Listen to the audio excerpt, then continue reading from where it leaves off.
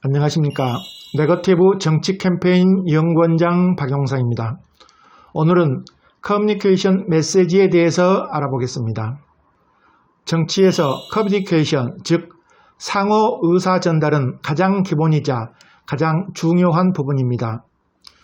후보자가 유권자에게 본인의 의사를 전달하여 유권자가 본인의 의사에 동조해 주도록 유도하는 메시지는 무엇에 관한 내용인가, 즉 주제가 매우 중요합니다. 그리고 같은 주제라도 후보자가 어떻게 전달하느냐에 따라 유권자가 받아들이는 데에는 온도차는 매우 큽니다. 먼저 그 사례를 살펴보겠습니다.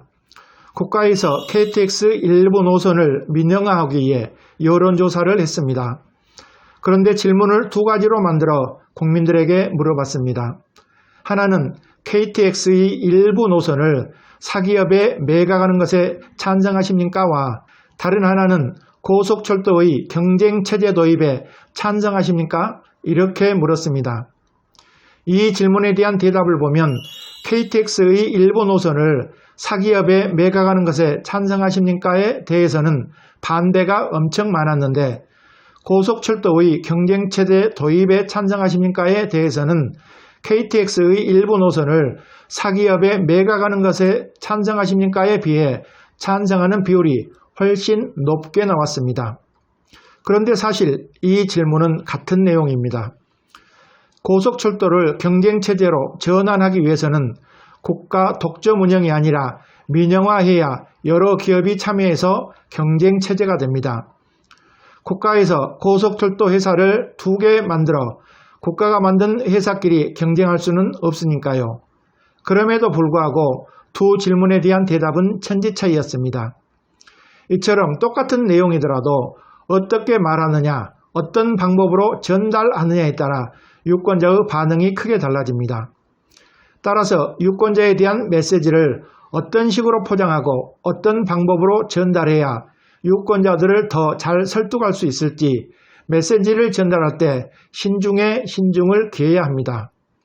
오늘은 그 방법을 알려드리겠습니다. 첫째, 메시지 전달에 있어서 단어를 선택할 때 50대 여자 중졸 수준으로 하라는 말이 있습니다.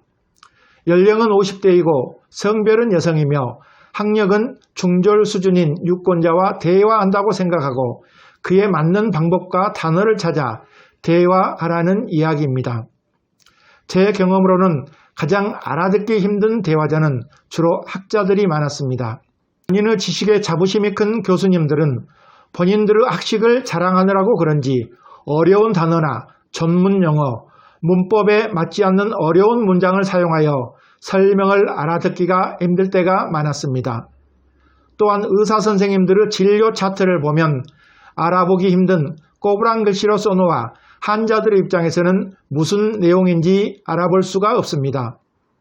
특히 패션계에서는 옷이 굉장히 고급스럽고 아름답다라고 하면 될 것을 럭셔리하다, 판타스틱하다, 센서티브하다, 패셔너블하다, 하이엔드 브랜드 등의 언어를 사용해서 무슨 말인지 알아들을 수가 없습니다.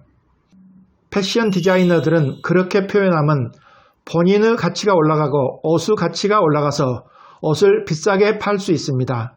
하지만 선거에 나온 후보자들이 그런 용어를 쓰게 된다면 유권자들은 무슨 말인지 알아들을 수가 없어서 후보자가 유권자에게 아무리 좋은 정책을 발표하더라도 소귀에 경익기가 되어 선거에서 떨어지게 될 것입니다. 2016년 미국 대통령 선거에서 민주당 및 공화당 경선에 참여한 후보들의 단어 수준을 보면 민주당 대선 후보였던 힐러리가 중학교 1, 2학년 수준이었고 나머지는 대부분 중학교 1, 2학년에서 고등학교 1학년 수준까지였습니다.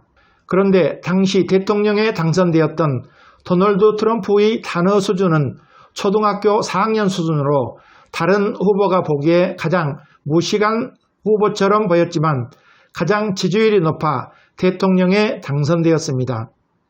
우리나라는 중학교까지가 의무교육이고 세계에서 가장 교육열이 높아 문맹률이 세계에서 가장 낮기 때문에 중졸 수준이면 될 것입니다. 따라서 후보자들은 유권자와 대화할 때 단어 수준은 50대, 여성, 중졸이라는 이 세 단어를 꼭 기억하시기 바랍니다. 두 번째, 메시지는 최대한 짧은 문장 속에 최대한의 감각을 담아서 짧고 간결하게 만들어야 합니다.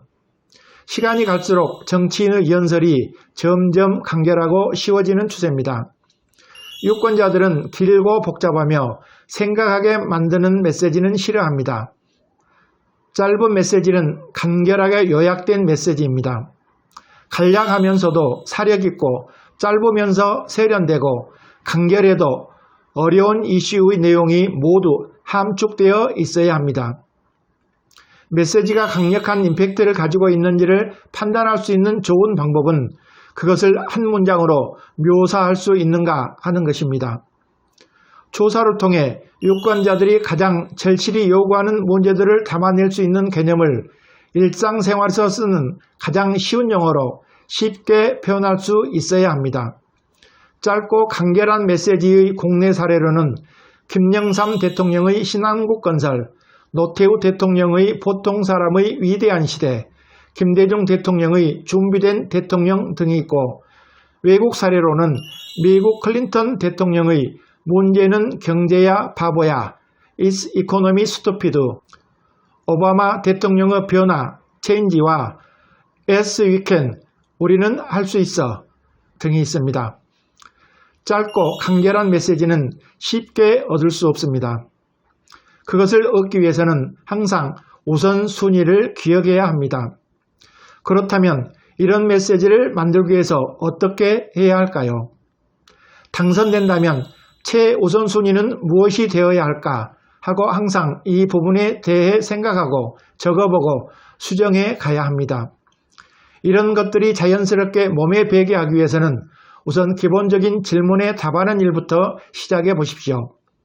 선거운동 중 마주하게 될 주요 이슈들에 대해 생각해보고 그 각각에 대해 당신의 소신을 담은 메시지를 만들어 보시기 바랍니다. 세 번째, 선거에 출마해서는 여러 개의 메시지를 많이 만들지 말고 강력한 하나의 메시지로 승부해야 합니다. 후보를 홍보할 때 주제는 하나여야 합니다. 예를 들면 준비된 대통령 후보라 하면 준비라는 단어에 맞춰 메시지를 보내야 합니다. 이 분야도 준비되어 있고 저 분야도 준비되어 있다와 같이 준비라는 단어와 연결하여 지속적으로 메시지를 보내야 합니다. 다른 예로 경제 대통령 후보라는 주제가 정해졌으면 경제와 관련하여 메시지를 계속 보내야 합니다. 우리 선거구에 관광지를 건설하면 그로 인해 일자리가 얼마나 창출되고 소득이 얼마나 증대되어 우리 지역 경제가 어떻게 향상된다. 또한 우리 지역에 군부대 하나가 들어오더라도 경제적으로 어떻다. 이처럼 소재는 다양하게 관광지, 군부대가 되더라도 주제는 일관되게 경제가 되어야 하는 것입니다. 다시 말해 그 소재의 결론에는 항상 주제를 부각시키는 형식이 되어야 합니다. 하나의 주제를 중심에 두고 두 가지 혹은 서너 가지 기본적인 메시지를 배치하면 될 것입니다. 네 번째, 같은 메시지를 끊임없이 반복해서 말해야 합니다. 후보자는 본인이 유권자들에게 어떤 것을 말했다고 해서 유권자 모두가 그것을 들었을 것이라거나 유권자 모두가 그것을 기억하고 있을 것이라고 생각해서는 안 됩니다. 따라서 후보가 유권자에게 무엇인가 좋은 것을 말했거나 중요한 것을 말했을 경우 그 말을 한두 번으로 그치지 말고 그 내용을 끊임없이 반복해서 이야기해야 합니다. 다시 말해 똑같은 말을 계속 반복해서 그 메시지가 유권자의 기억에 스며들도록 해야 합니다. 단순히 한 번의 연설이나 뉴스 보도에 의존하지 말고 그 내용을 후보자가 가지고 있는 모든 홍보수단을 동원해서 그 내용이 유권자의 귀에 못이 박히도록 반복해서 알려야 합니다. 보도자료를 통해 기사도 내고 구전 홍보와 모든 SNS를 통해 퍼뜨리고 필요하면 언론의 광고를 통해서도 중복되고 반복되도록 계속 유권자에게 알려야 합니다. 후보자와 참모들이 선거 캠페인에서 가장 어려운 일 중 하나가 일반 국민들이 얼마나 정치나 선거에 무관심한가를 이해하는 일이라고 합니다. 메시지를 하나의 주제로 집중하고 계속해서 반복해야 하는 이유가 이 때문입니다. 메시지가 통일되지 않고 반복되지 않는다면 각각의 방송과 신문들이 접할 때마다 후보의 다른 메시지를 접하게 될 것이고, 그렇다면 유권자는 주제가 너무 많아 이를 기억하지 못할 것입니다. 똑같은 메시지가 반복된다면, 그래서 어느 매체를 보든지 같은 메시지가 반복된다면 결국 유권자는 그 후보가 무엇을 말하는지 알게 될 것입니다. 모든 캠프 구성원들이 어떤 질문이든 동일한 메시지를 주된 메시지와 연관지어 반복해서 계속 얘기한다면 결국 어떤 언론이라 할지라도 후보의 주된 메시지를 유권자에게 전달하게 될 것입니다. 그러므로 메시지를 내보내는 참모들조차 지겨울 정도로 반복하고 또 반복하도록 시스템을 만들어야 합니다. 그러면 유권자 중 아주 조금은 후보자의 메시지를 기억하게 될 것입니다. 집중과 반복은 인지와 설득의 효과를 높이기 때문입니다. 한 연구 결과에 의하면 라디오 광고는 적어도 7 내지 10회, DM은 3 내지 5회, 직접 전화통화 메시지는 2 내지 4회를 반복해야만 효과를 기대할 수 있다고 합니다. 다섯째, 운유 또는 직유 등 비교적 표현이나 마음속에 생생하게 그려지거나 느낄 수 있는 표현을 사용해야 합니다. 눈으로 그려지는 시각적 표현은 논리적이거나 추상적인 표현보다 감성을 훨씬 더 많이 자극하여 훨씬 쉽게 기억되고 훨씬 오래 기억될 것입니다. 예를 든다면 황소처럼 열심히 일하는 후보, 손학규 후보의 저녁이 있는 삶, 노무현 대통령의 기타 치는 대통령 등이 비교적 표현이나 마음속에 생생하게 그려지는 대표적인 표현이 될 것입니다. 오늘은 커뮤니케이션 메시지에 대해 알아보는 시간을 가졌습니다. 그럼 오늘 배운 부분을 복습해 보도록 하겠습니다. 첫째, 후보자는 유권자에게 메시지를 전달함에 있어서 단어를 선택할 때 50대 여자 중절 수준으로 하라는 것을 배웠습니다. 즉 연령은 50대이고 성별은 여성이며 학력은 중절 수준인 유권자와 대화한다고 생각하고 그에 맞는 방법과 단어를 찾아 대화하라는 이야기였습니다. 두 번째, 메시지는 문장을 최대한 짧게 하고 그 문장 속에 최대한 감각을 담아서 간결하고 생생하며 함축적으로 만들어야 한다고 배웠습니다.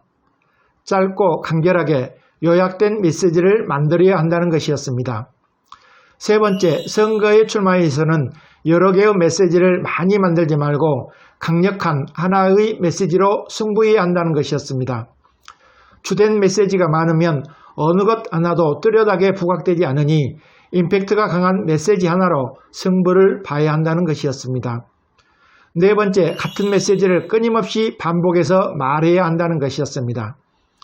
후보자가 유권자에게 무엇인가 좋은 것을 말했거나 중요한 것을 말했을 경우 그 말을 한두 번으로 그치지 말고 보도자료, SNS, 연설, 광고, DM, 미디어 이벤트, 인터뷰, 구전 홍보 등 모든 홍보수단을 동원하여 동일한 메시지를 동일한 시기에 일관성 있게 계속 반복해야 효과를 극대화시킬 수 있다는 것을 배웠습니다. 다섯째, 운유 또는 직유 등 비유적 표현이나 마음속에 생생하게 그려지거나 느낄 수 있는 표현을 사용하라는 것을 배웠습니다. 눈으로 그려지는 시각적 표현은 논리적이거나 추상적인 표현보다 감성을 훨씬 더 많이 자극하여 훨씬 쉽게 기억되고 훨씬 오래 기억되기 때문입니다. 오늘 강의는 이것으로 마치고 다음 시간에는 미디어에 대해 알아보겠습니다. 혹시라도 아직 구독 버튼을 누르지 않으신 분은 제가 더 열심히 할 수 있도록 격려해 주신다는 차원에서 구독 버튼이나 좋아요를 꼭 눌러주시기를 부탁드립니다. 더 알찬 내용으로 보답하겠습니다. 오늘 영상은 여기까지입니다. 수고하셨습니다.